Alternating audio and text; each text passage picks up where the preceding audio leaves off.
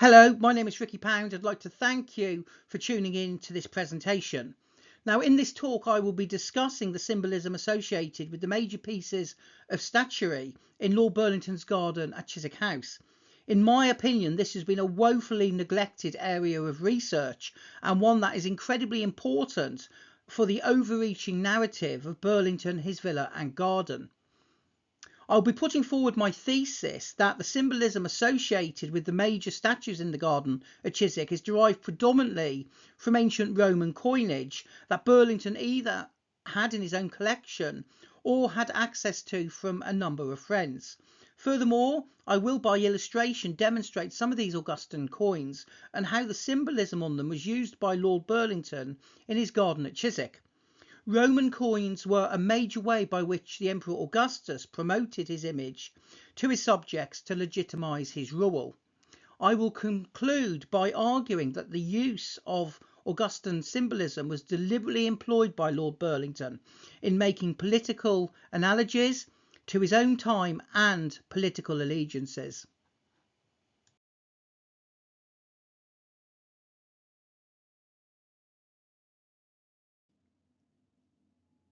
Now, Richard Boyle, 3rd Earl of Burlington, 4th Earl of Cork, Baron Clifford and Knight Companion of the most noble order of the Garter, likely owned a small collection of ancient Roman coins and carved gemstones.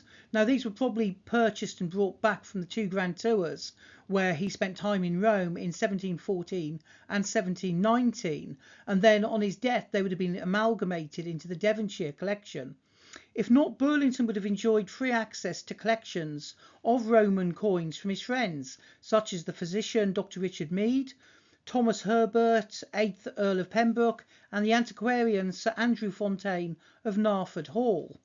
The statues employed in the gardens at Chiswick show that Lord Burlington had an advanced knowledge of Roman symbolism, which he then used to inform the choice of statues and their iconography in the garden at Chiswick, deliberately creating an iconographical program linking it directly to the Emperor Augustus.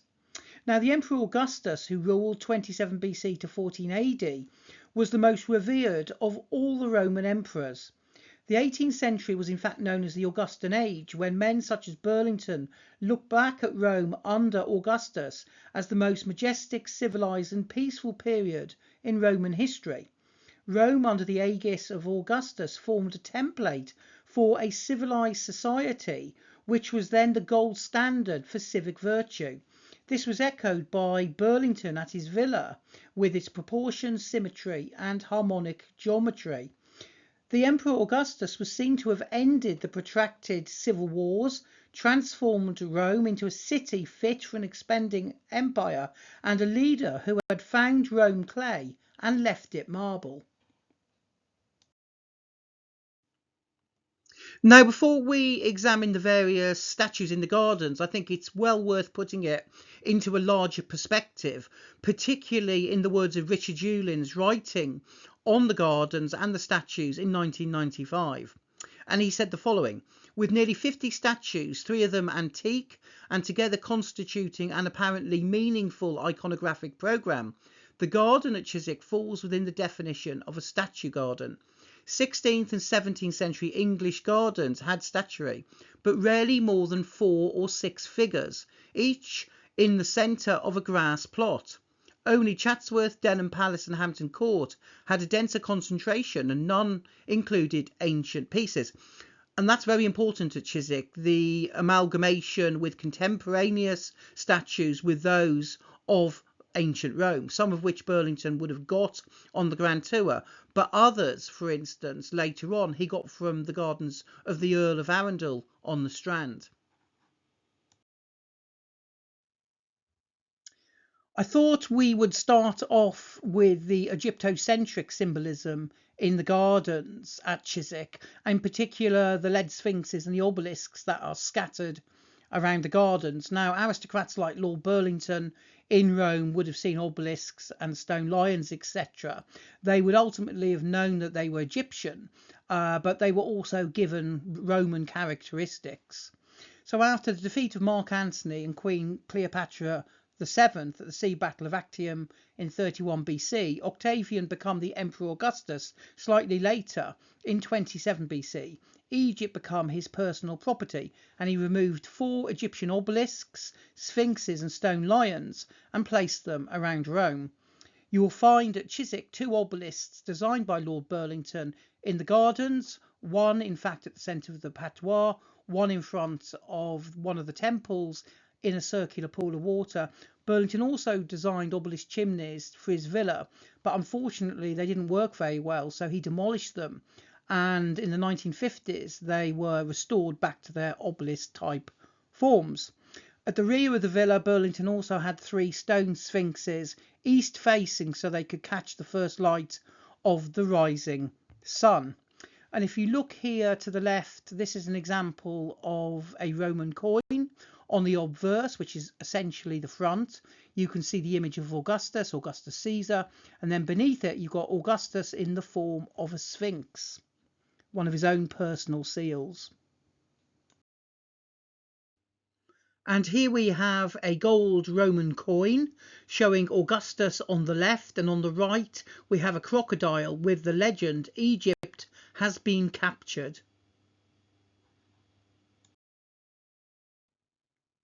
And these are 2 examples of the sphinxes positioned at the rear of the villa. I took this photograph probably about 20 years ago now, in one of the rare occurrences when we had snow.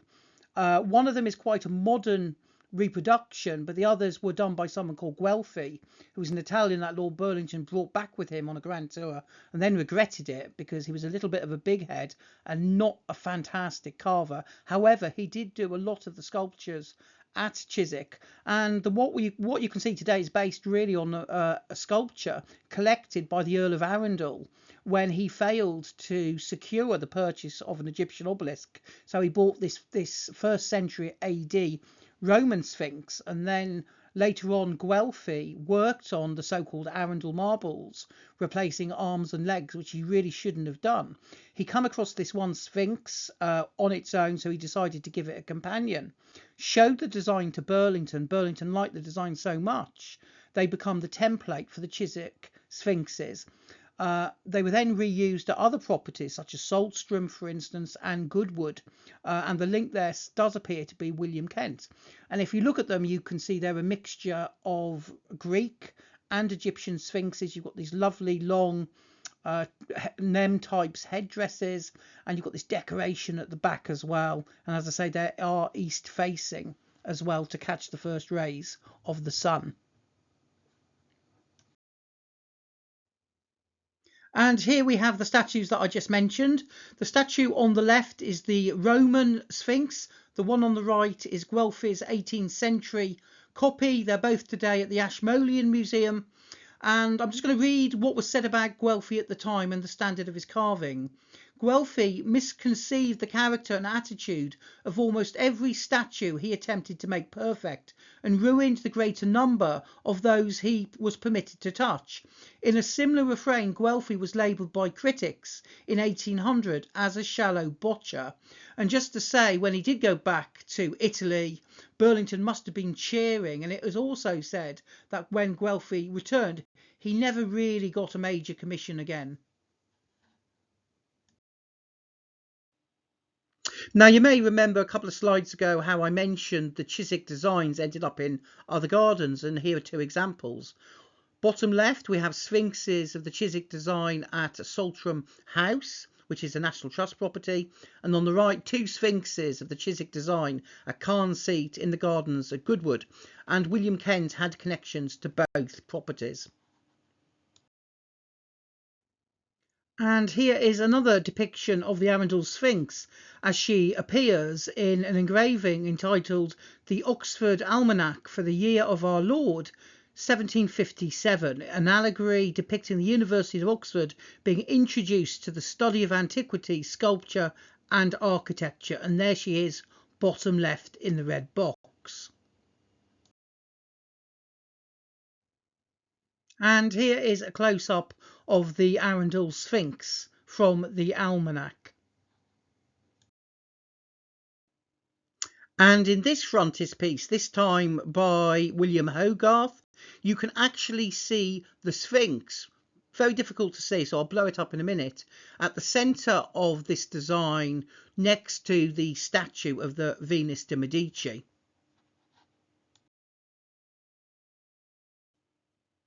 And here she is, blown up. Now, Hogarth was not a fan of William Kent or Lord Burlington, so he was no doubt having a pop at Kent through the inclusion of this particular Sphinx in this frontispiece. And here we have an example of one of the obelisks brought back by Octavian from Egypt after his victory there. This one's known as the Flaminio obelisk. It's been moved around several times, but it's in Rome. So if you went on holiday to Rome today, you'll be able to see it. On the right hand side, you've got a design for an obelisk by Lord Burlington, and it is drawn here by William Kent in his own style. Pretty humorous. You've got this gentleman up against the wall. It looks like he's urinating against the wall. On the front of this obelisk, you actually have this stele that was originally part of the Arundel marbles that Burlington brought. So again, real antique objects in the garden from the Roman and Greek past. And we will have a look at that when we go to the next slide. And in the previous slide, I mentioned the obelisk with the carving at the bottom. This is, you can see a detail of the married couple and the child to the left. Now, when Burlington purchased this, it was headless, so he got Guelphy to carve new heads on. And there they are today, over by the Burlington Gate, and the original is inside for conservation reasons. And here we have the second major obelisk in the garden at Chiswick. This is in front of the orange tree garden, and the temple that you can see we call the Ionic Temple. And if you notice, it's got this circular roof, very much in the style of the Pantheon. And of course, you will go to the Pantheon, there is an obelisk in front of it. This one is in a circular pool of water, and in the spring and in the summer, the orange trees would be situated around this kind of amphitheatre as well. Now, this was probably designed by Lord Burlington again, and it appears in several of the paintings of the time, particularly by an artist called Peter Andreas Rysbrack.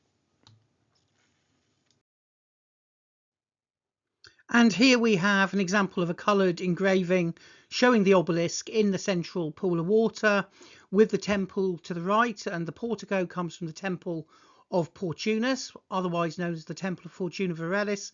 You can see around the outside, of course, these tubs with orange trees, and of course the orange is a symbolic miniature sun, just as the obelisk is a symbol of the sun itself.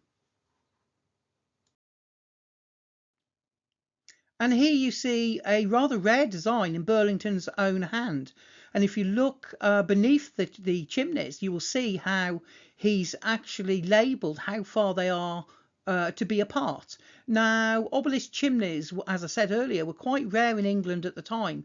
You did see some examples, on paper at least, for a design by Colin Campbell at Marble Hill House, but they never ever got built. At Chiswick, because they're on the outside of the roof with the fireplaces beneath, they just didn't work very well. He couldn't get the draw of the fire to go, so he ended up demolishing them, putting more conventional chimneys on.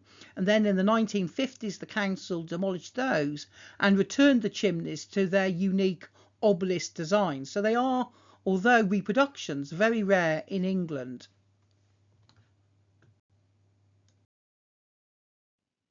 And here you can see the design I just mentioned for Marble Hill House. You've got Marble Hill House in the centre, and you've got these flanking wings, and you can see where I've got my arrows, where you've got this Diocletian window, and then right above it you've got these obelisk type chimneys, which unfortunately were never ever built.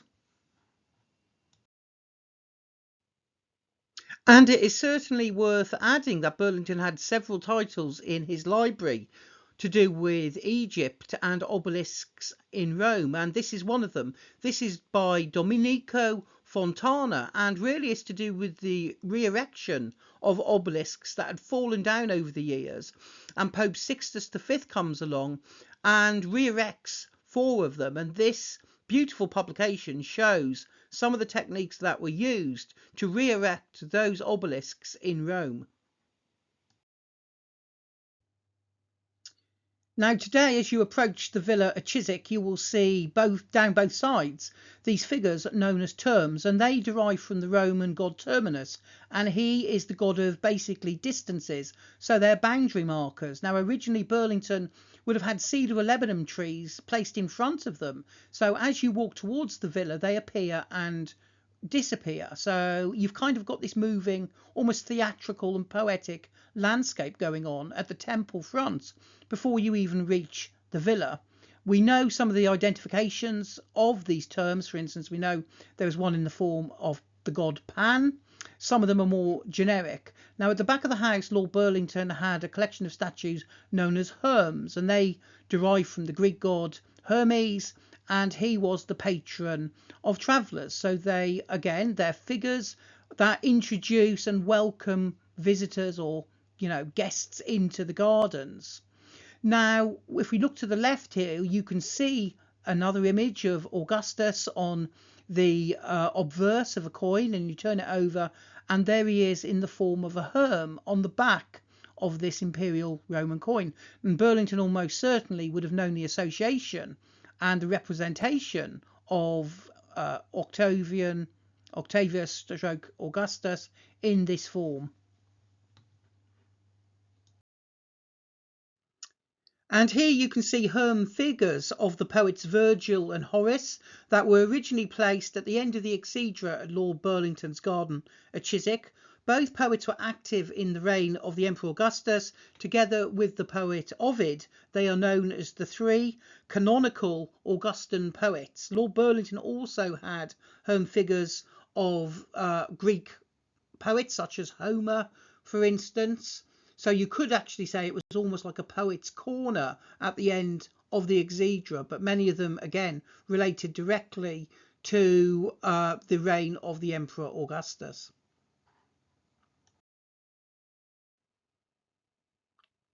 And here is a photograph I took several years ago actually when I went to Chatsworth Gardens, predominantly to show the statues that were originally in the gardens at Chiswick, but in the 19th and early 20th century were transported to the gardens at Chatsworth. So here you have your term and your herm figures, and then you've got these rather unusual boxes that you can see. Now these boxes were originally at Chiswick interspersed in the exedra with the statues, and they take the form of Jewish bone boxes, but they were called at the time Roman senatorial seats. And if you look closely, you can see in relief these bones, these bone handles, with this tabular and satyr decoration. Now the Jewish tradition was that approximately a year after you were buried, they'd basically dig you up and your bones would be put in these Jewish bone boxes, and that tradition really lasted until the Jewish revolt of AD 70 when it was put down by the Romans. But these originally would have been at Chiswick, and they create again this atmosphere of death and melancholy and remembrance really that you get in the exedra, particularly running down the avenue leading to it. Now, originally positioned at the rear of the house was a statue of a wolf, which you can see here on the right, and that was intended to invoke nostalgic associations to Romulus and Remus and the foundation myths of ancient Rome, where the twin brothers were reared on the milk of a she-wolf. The image of the she-wolf often appears on imperial Roman coins and gemstones that Lord Burlington either owned or viewed from close friends. Burlington incorporated several references to origin myths within the villa and its gardens, including the story of the birth of the Corinthian order of architecture as recounted by the architect Servin Augustus, the polymath Marcus Vitruvius Pallio.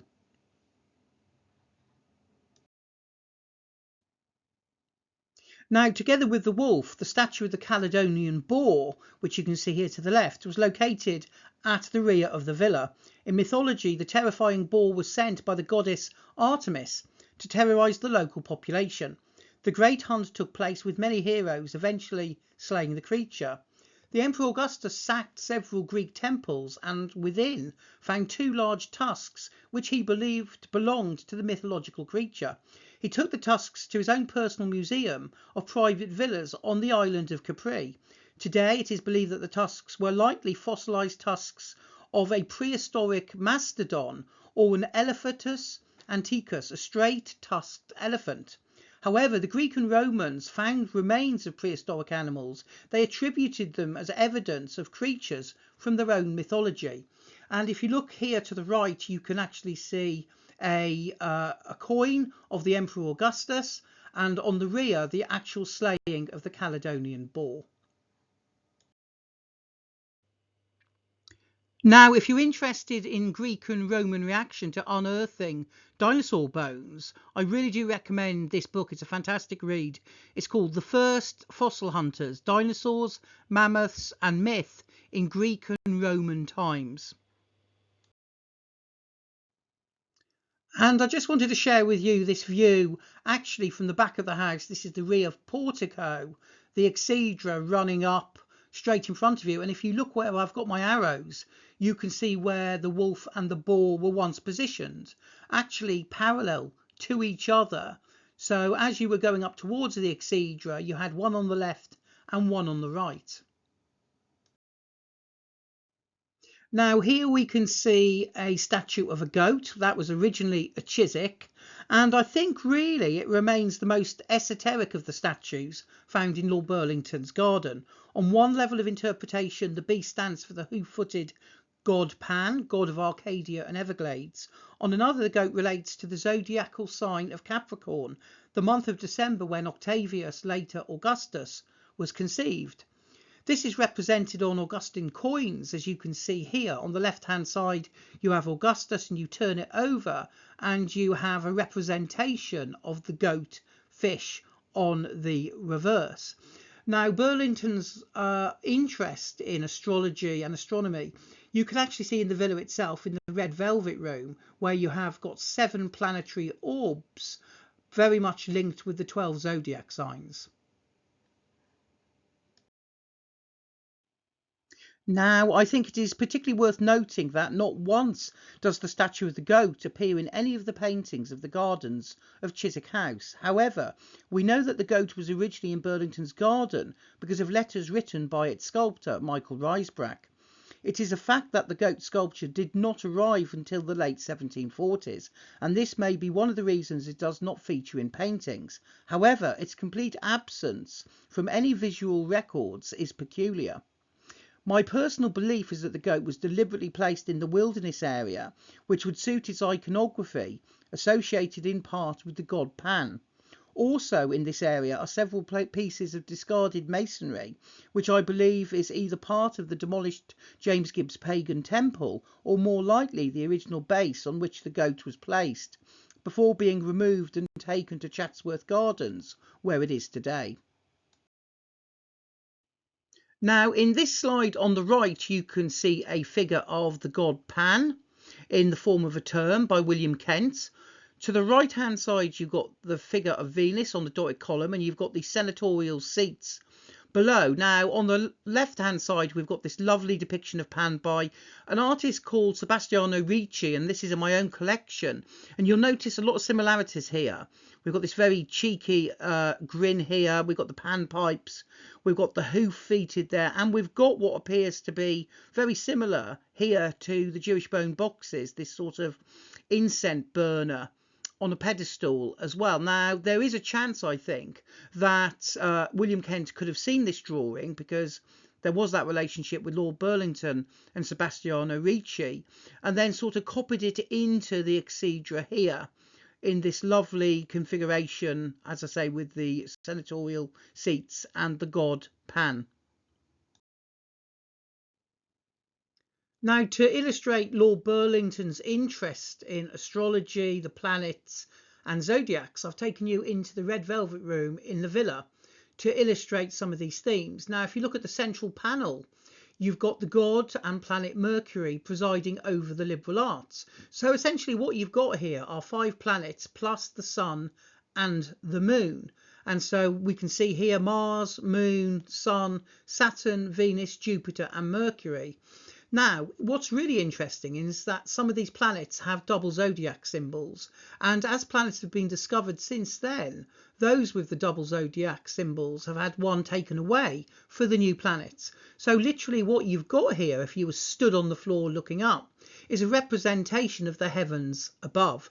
And of course the seven spheres represented very much the seven liberal arts, the seven colours of the rainbow. And if you look at the central panel again, behind Mercury you do have a section of the zodiac wheel, and it represents really the longest day of the year, the summer solstice, the 21st of June. Now, I've highlighted in boxes, red boxes, some of the zodiac symbols we've already spoken about. So you've got the lions and you've got the goat as well, which we will see in the next slide.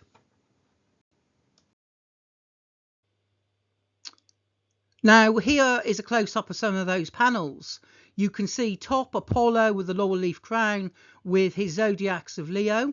Beneath, you've got the old man Saturn with Capricorn, the goat, and the water carrier Aquarius. And then you've got the central panel, you've got the planet and the god Mercury. And if you notice behind, you've got that zodiac wheel with his zodiacs, Gemini and Virgo.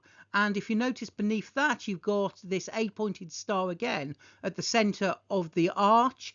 And that really represents the sun on the 21st of June, when it's just come out of the orbit of Mercury and Gemini. It will then drop down a few where it goes back into Virgo again. So the zodiacal wheel is exactly where it should be for the 21st of June, the summer solstice.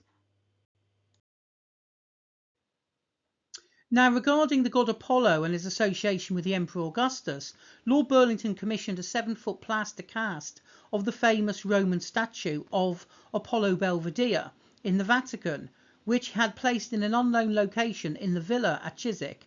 However, originally this would have been in the adjacent Jacobean house, but I believe that Burlington moved it into the link room, which was built around 1733.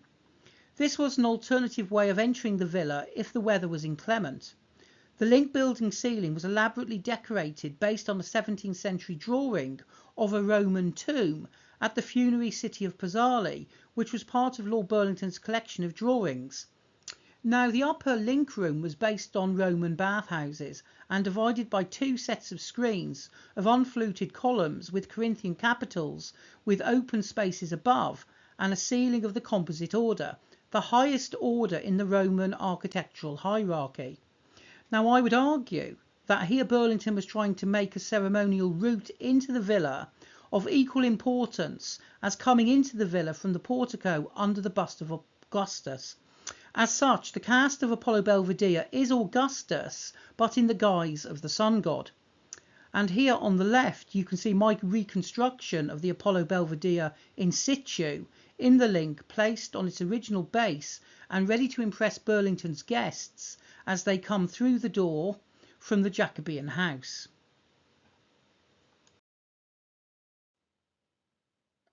After the 5th Duke of Devonshire commissioned the architect John White to build the 2 wing buildings at Chiswick that attached to the villa, he was given as a present the figure of the Apollo Belvedere. John White then sold it to the architect John Soane. Now, Sir John Soane regarded the cast of the Apollo Belvedere with such importance that it was only one of 2 objects that he was prepared to take down an outside wall for to get the object into the museum. The other object was the alabaster sarcophagus of the pharaoh Seti I, which he bought in 1824. Now, just another example to reinforce that relationship between Augustus and the sun god Apollo. Here you can see a coin, and on the left hand side you can see Augustus, and on the right hand side you can see the god Apollo. So as it says here, the use of Apollo in coin reinforces the propagandist idea that Augustus was chosen by the gods to rule Rome and begin a new age of peace for Rome. The legend on the reverse also infers this message by referring to him as the son of a god, or the deified Julius Caesar. Now, at the rear of the villa at Chiswick was this central avenue, which Lord Burlington transformed into a symbolic Via Appia. He planted cypress trees along the central avenue from the old Jacobean house down the side of the avenue towards the exedra.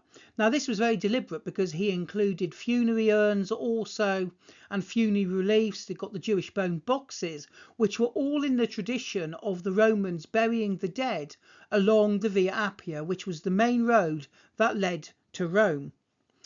The cypress trees themselves are interesting because of their symbolism. They often represent eternity because they're evergreens, so they are forever flowering in many ways. And again, the Via Appia in Rome were very much decked out with funerary urns interspersed with cypress trees. Now, in relation to the Emperor Augustus and the repairs that he made to the Via Appia and the symbolism of the cypress tree, just want to show you this reconstruction of the mausoleum of Augustus, which was built in 28 BC. Of note are, of course, the cypress trees which are planted around the perimeter of the mausoleum. It was one of the very first major projects Augustus commissioned in Rome following his victory at the Battle of Actium in 31 BC. By building this grand circular tomb on the Campus Martius, or the Field of Mars, Augustus aimed to establish a monumental resting place for himself and his family, signalling a new era of dynastic rule and stability for Rome. So here again, I think you can see the interplay of Augustus and nature in terms of planting, and the relationship that Burlington knew too well when he used it in his garden at Chiswick.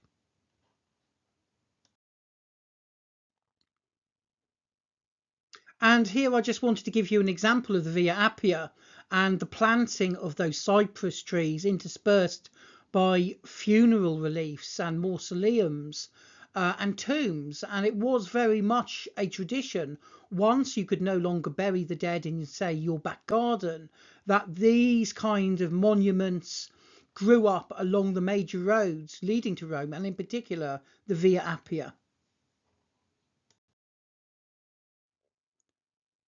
And here I just wanted to show you a view from the exedra looking towards the Link building, and you can see sphinxes here.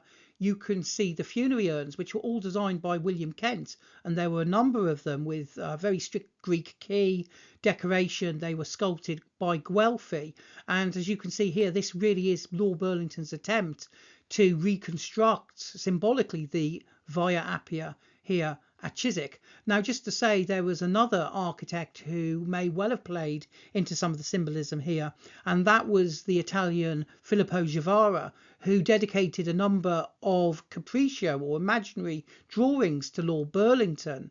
And Burlington may well have used some of that symbolism with Kent in the gardens at Chiswick to reinforce that Augustan link.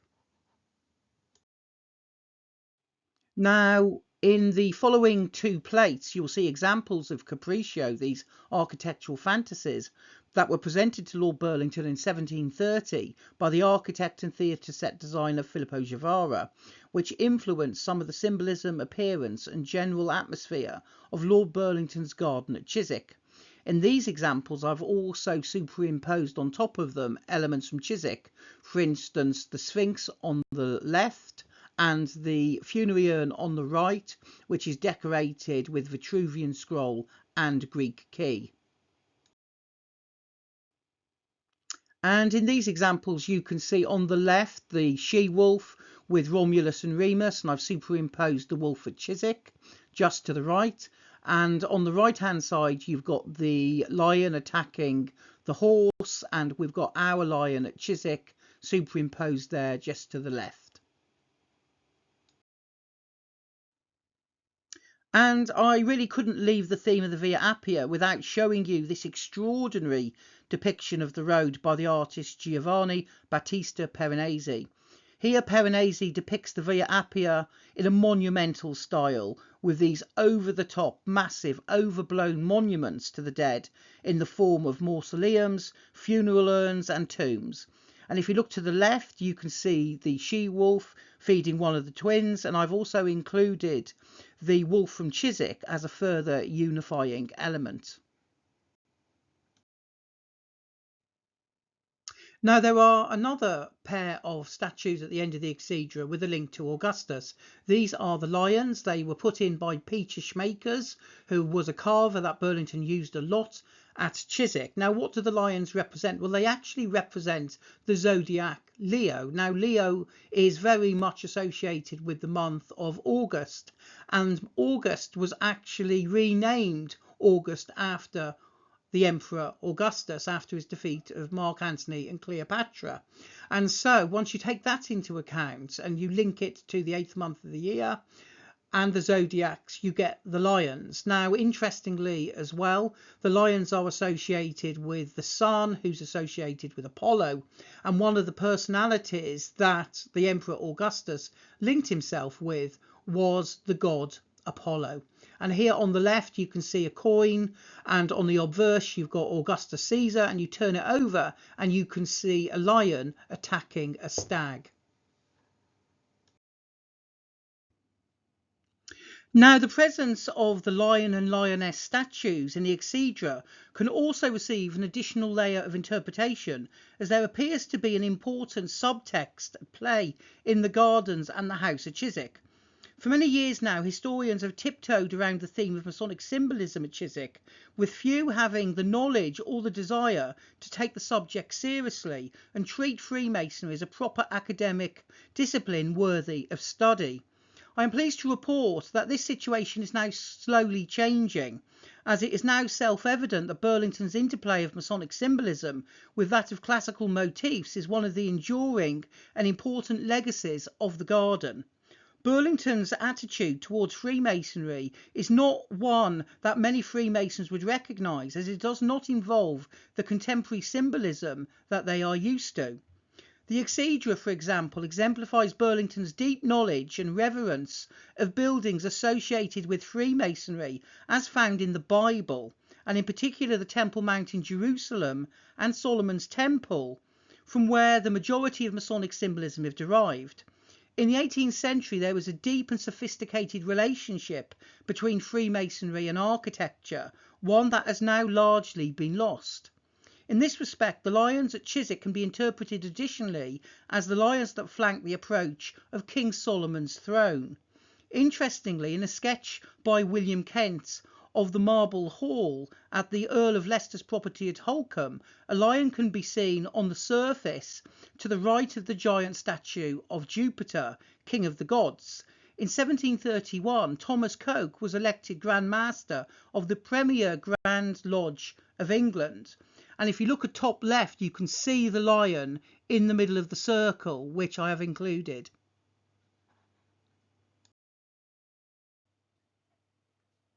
On a deeper level, the lion and lioness can also be associated with one of the most prominent features of Solomon's Temple, the columns that stood on the forecourt of the temple, known as Jachin, pillar of light, and Bose, pillar of darkness. Jachin is the male pillar, so the lion, and Bose the female pillar, so the lioness. The two pillars themselves are represented at Chiswick by the Doric column and the obelisk positioned outside the Ionic temple, both of which stand parallel to each other. And you can see that here at the top, where you've got the column and you've got the Ionic temple equidistant apart. And then I've included this Masonic apron where you can see this Pantheon-esque type temple representing Solomon's Temple. You've got cypress trees there, so eternity, and you've got the two columns themselves. One's got a sun and one has got a moon, so basically pillar of light and pillar of darkness, sun and moon. Between the Doric house and the rustic temple in the gardens at Chiswick is a Doric column surmounted by a replacement copy of the Venus de Medici. Venus has traditionally been associated with gardens and her protectorship of gardeners. Statues of Venus were the most common garden statue in the 17th and 18th century. In terms of Augustan symbolism, Venus forms an important link to Julius Caesar, who famously claimed that his family, the gens Julia, were directly from Venus, positioning her as his divine ancestor. In 46 BC, Julius Caesar established the cult of Venus Genetrix, dedicating a temple to her in his new Forum of Honour. The belief that Caesar was related to Venus came through mythology and concerned the son of Venus, the warrior Aeneas, who fled the Trojan War and founded the fledgling settlement of Rome. Aeneas was the father of Ascanius, also known as Iulus. The Julian family traced their name and ancestry back to Iulus. Therefore, by claiming descent from Iulus, Caesar was claiming a direct bloodline back to Venus herself. As Octavian was adopted as Caesar's son and heir, he also claimed the divine bloodline as his own. Indeed, after the Senate officially deified Julius Caesar, Octavian began using the title Son of the Divine on his coinage and public inscriptions. Over the centuries, the legends of Romulus and Remus and those of Aeneas were often conflated together. The Forum of Augustus, for example, featured prominent statues of both Aeneas and Romulus. These statues were accompanied by statues of men in the Julian-Claudian family. They trace Augustus' lineage back through the 14 Alban kings to the foundations of Aeneas and Romulus themselves. In the next two slides, I'm just going to show you a couple of examples of coins very much associated with Augustus and Venus, reinforcing that link that Augustus was ultimately descended from the goddess herself. Again, he was the master of propaganda, and we can see here we've got the head of Octavian, and then right, Venus half draped and standing there next to a column. You've got an 8-pointed star as well. So again, it's reinforcing that myth of the Sidious Ilium. And in this example, on the left-hand side, you can see Venus, and on the right-hand side, you've got the Emperor Augustus in armour with a spear pointing towards what would be the other side. Venus, again, as an attribute, as a dedication, and a reminder that he is ultimately descended from the goddess herself.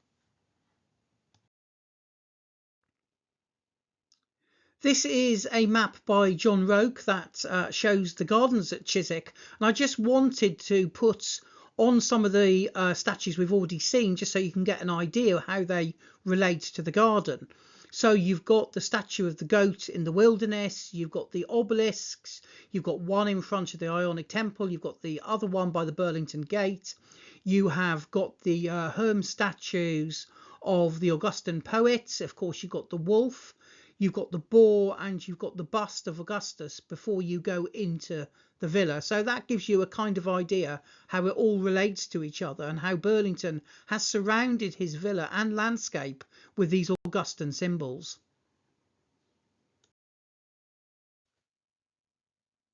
So what conclusions can we draw from this use of statues and architecture in the gardens at Chiswick?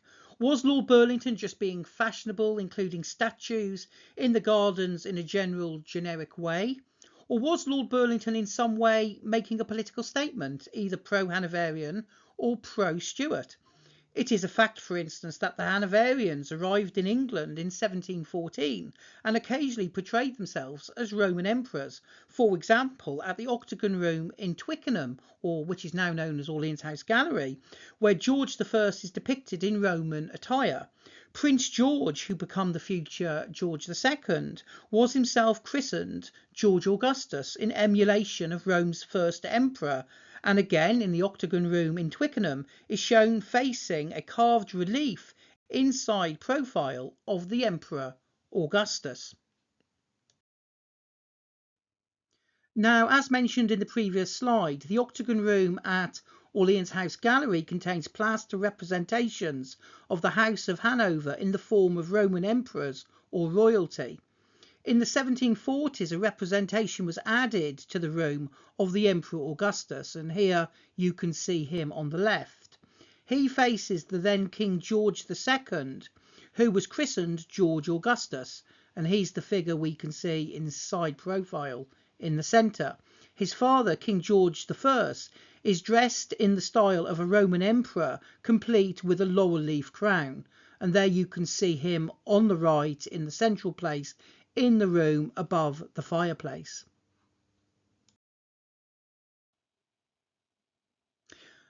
And yet at Chiswick one feels that nothing is really set in place in honour of the newly arrived Hanoverians, as this was in effect an alien monarchy who could not wait to get back to Hanover in Germany whenever they could, and it wasn't really until King George III showed interest in learning English as his native tongue. Now in 1733 Lord Burlington gave up his court appointments and effectively went into active opposition against Robert Walpole and his corrupt government. At the very least, Burlington could be classed as a patriot earl. The iconographical programme of statues at the end of the Exedra, for instance, could itself be interpreted as a statement of opposition against Robert Walpole and his corrupt government. Statues such as Lycurgus, Lucius Verus, Socrates, etc. all had one thing in common, and that was the desire and practice of good government. And yet the symbolism at Chiswick is undoubtedly deliberate and serious. The placing of certain statues in precise locations around the garden shows that this was a very deliberate plan, with a deliberate message that would have been understood by Burlington's contemporaries.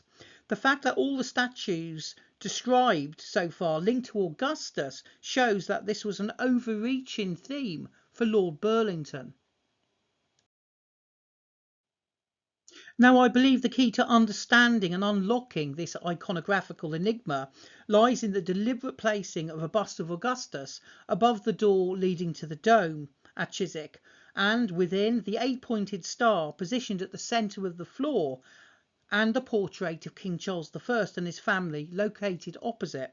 Burlington's sophisticated plan of symbolism associated with Augustus, interspersed with astrological and cosmological meanings, point very much in the direction of Burlington associating Augustus with the exiled House of Stuart rather than the recently arrived Hanoverians. And let us not forget that the Burlington's earldom come from supporting the Stuarts in the English Civil War. In 1664, Richard Boyle was awarded the earldom by the returned Stuarts and given the choice of title for that earldom, which he chose Burlington, a corruption of Bridlington, the bay where Henrietta Maria landed in 1643 and was aided by the Boyle family, an action that they never forgot. As previously shown, the painting of Charles I and his family in the octagon was positioned opposite a painting of Lord Burlington and his sisters as a gesture of thanks, support and loyalty.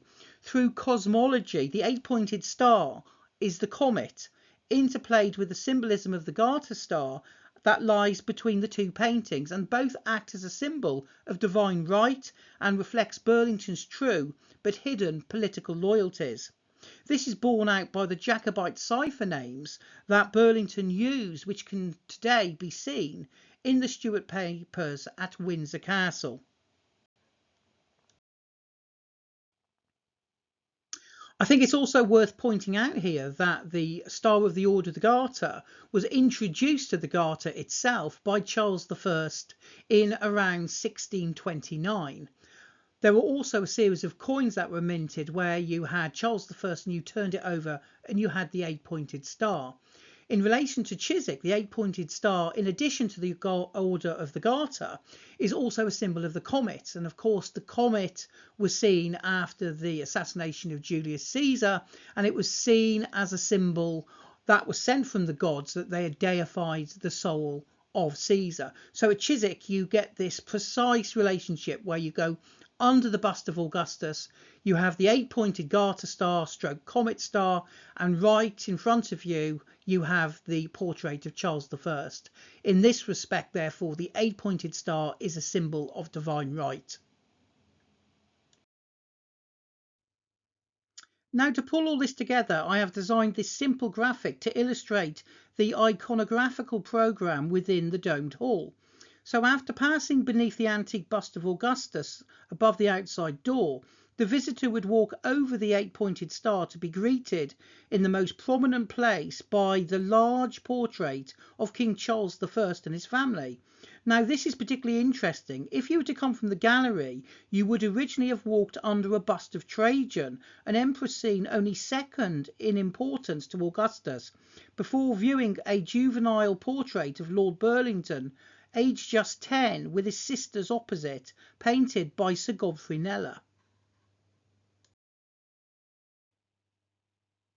The relationship between the status and importance of the Emperor Trajan and the Boyle family is typical of Lord Burlington's preoccupation with the origins and status of his own family ancestry. In 1737, for example, Burlington petitioned the House of Lords for the title of Baron Clifford, as the Clifford family provided a further point from which Burlington could trace back his own family's ancestry to the Plantagenets and the Normans before them. For example, Burlington is known to be the 6 times great-grandson of King Henry VII and 9 times great-grandson of King Edward III. Burlington tried to strengthen his own bloodline by marrying his eldest daughter to the Earl of Euston, the son of the Duke of Grafton, who was one of the illegitimate sons of King Charles II. And by marrying his youngest daughter to the 4th Duke of Devonshire, Burlington knew that his grandchildren would be raised dukes rather than earls.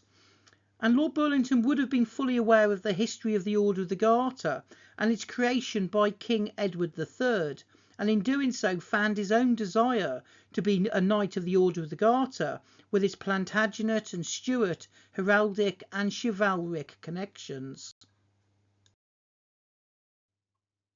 And you may want to pause the presentation here for a few minutes and have a look at this family lineage that I've put together concerning the Boyles and the Cliffords. And in particular, if you look at 1621, that's really when the story starts with the Clifford family, when the sole heir, Richard Boyle, marries Elizabeth Clifford and therefore gets massive Clifford estates in the process. And if you look at the panel in front of you, you can see other ways that the Boyle family claimed royal descent from some of the houses of England. For example, through Jane Seymour, the grandmother, the relationship to Mary Tudor, sister of Henry VIII. I've already mentioned Elizabeth Clifford, and then there's Juliana Noel, Burlington's mother, who could claim various peerage links to Edward III.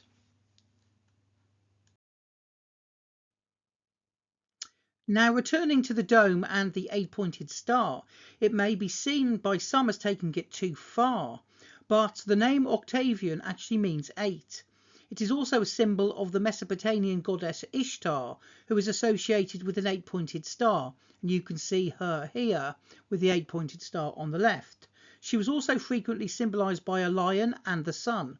As already been explained at Chiswick, the domed hall is an octagon with the 8-pointed star at its centre. There is also a significant, albeit indirect, synchronism between the symbolism of the Mesopotamian goddess Ishtar and that of the Emperor Augustus, primarily operating through a Romanization of her characteristics into the god Venus.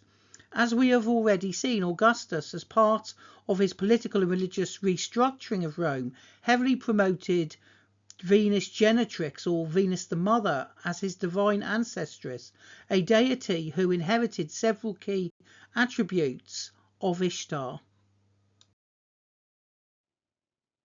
Now, the phenomenon of stars appearing at certain times and inspiring the beliefs that they've been sent from above as messages of divine right has been recorded throughout history. Examples of stars appearing to prominent members of the House of Stuart can be seen with the births of Prince Charles Stuart, the future Charles II, and Prince Charles Edward Stuart, known in popular culture as Bonnie Prince Charlie. For example, on May 29, 1630, the day the future Charles II was born at St James's Palace, a noonday star was reported to have appeared in the sky, shining brightly in the daytime beside the sun. Now, historically regarded by many as Stuart propaganda, modern research by astronomers have suggested the star was a real astronomical event. The event is recorded on 2 coins struck in 1660 and 1662 after the return of King Charles II.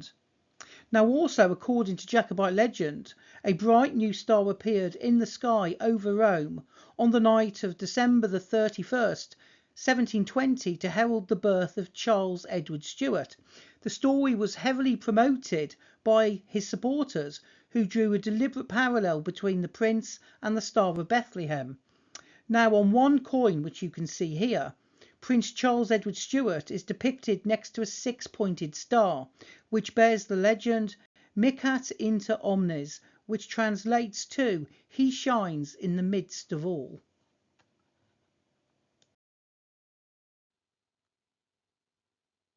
Now, I think we can add to this that the Stuarts themselves linked their family ancestry to Augustus. The connection was primarily built through the epic figure of Aeneas, the Trojan founder of the Roman people, who was frequently invoked as an ancestor for both the Roman line and, through mythological extension, the Stuart line. Historians have noted that John Dryden's 1697 translation of Virgil's The Aeneid effectively served as a Jacobite Trojan horse. By highlighting themes of exile, the burdens of leadership, and the eventual return of the rightful rulers to their destined land, the text mirrored the plight of the Stuarts and their foreseen eventual return. I think looking at the Augustan iconographical programme within the house and the gardens, we can start to form some conclusions about what they represent.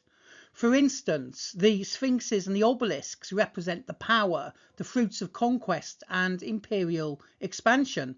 Venus and the wolf represent the origin, the divine bloodline and foundation myth. The Via Appia with their urns and cypress represent the legacy, the continuation of the present to the ancestral dead. The lion and the boar, the duty, the struggle and solar strength of the leader. And Capricorn, of course, the destiny, the celestial seal of the true king. And inside, the threshold with the bust of Augustus, the Roman model of supreme, divinely blessed rule. The floor with its eight-pointed garter star, the union of the Sidious Ilium and the Order of the Garter, and the visual focus, the portrait of Charles I in the most important location in the house, being the martyr king as the rightful recipient of divine authority.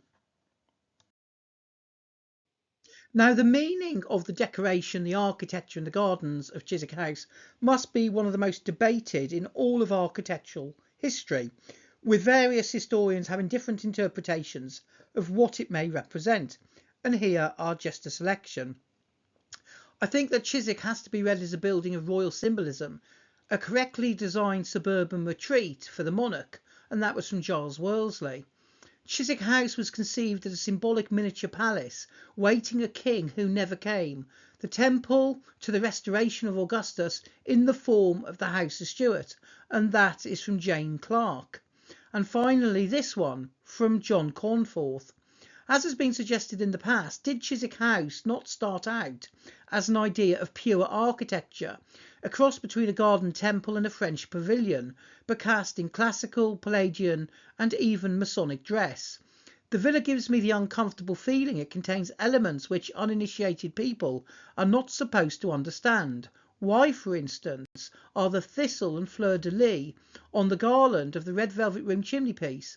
And do the colours of the velvets have a non-decorative significance, because the jumps of colour do not make sense in terms of contemporary decoration? And this from Tim Richardson, a garden historian, from 2024. It is possible that, far from signalling his own loyalty to the House of Hanover through the promotion of this architectural style, Burlington was subtly showing his dissent. There is a wealth of circumstantial evidence to suggest that secretly he was a romantic Jacobite who wished for the return of the Stuart king. This was an essentially treasonous position to hold, and some English Jacobite extremists were actively involved in fomenting revolution. Burlington dabbled in this world, especially in his late teens and early 20s, and he remained attached to the ideal, at least, even if he was careful later not to do anything that might see him imprisoned or worse. A huge portrait of Charles I and his family greeted visitors as they arrived, and there were Jacobite symbols such as oak leaves and acorns squirreled away in the decorative detail. But that is as far as it went. Sometimes it feels as if Jacobite symbolism was very nearly a fashion statement. There was also more than a little snobbery to it, which should never be underestimated in an English context. Old families, not just Tories, but also those of Whig persuasion like Burlington's, had a sentimental attachment to the House of Stuart because it linked them with an earlier age in a way that was impossible for new money Whigs. Well, I'm afraid I have to take issue with a couple of these points in this quote. Firstly, Lord Burlington was a very serious person in both his demeanour and actions, and did nothing half-heartedly. To call Lord Burlington a romantic Jacobite completely misjudges the intent and gravitas of Burlington's dedication to the Stuart cause. And once again, to say that sometimes it feels as if Jacobite symbolism was very nearly a fashion statement is both incredibly naive and a complete misassessment as to the serious threat posed by Jacobitism and its supporters. I want to leave the last word on the subject of Burlington's political loyalties to the Jacobite scholar Edward Corp. In his words, there is now enough evidence available to suggest that Lord Burlington can no longer be regarded as the embodiment of the Whig ideal. Too many circumstances point to his having had Jacobite connections, directly when travelling on the continent, through his Freemasonry, through his cousin Lord Orrery, through Bishops Atterbury, through Dr. Drake, the Jacobite historian of York, and via servants such as the chaplain Aaron Thompson and his agent Andrew Crotty. It is now more than ever true, as Jane Clark observed, that the case for Lord Burlington's Jacobite loyalties is made most convincingly by the fact it is possible to explain everything in these terms, whilst the Hanoverian loyalty leaves far too many questions unanswered. Thank you for listening. Now, in a postscript, if any members of the audience would like additional information about the Jacobite or Masonic symbolism at Chiswick House, I will refer you to two of my publications on the subjects. The first is called A Shrine to the Exiled Stuart Dynasty, Lord Burlington and Jacobite Symbolism at Chiswick House, and this was published by the Royal Stuart Society as the Royal Stuart Journal, number 9 in 2018. Now, a second article that I will refer you to was published in the English Heritage Historical Review in 2009 and is called A Master Mason Slain, the Hiramic Legend in the Red Velvet Room at Chiswick.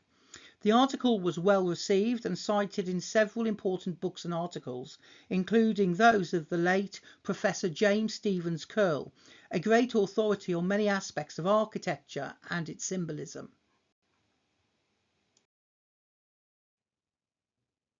As I wrote in a book review in 2011, in Curl the reader has an expert on European architecture and a scholar with a profound knowledge of Masonic history and its symbolism. I dedicate this presentation to the late and great Professor James Stevens Curl, and I would like to thank him from the bottom of my heart for his mentorship, expertise, advice and suggestions that he has given me over a 25-year period. Thank you.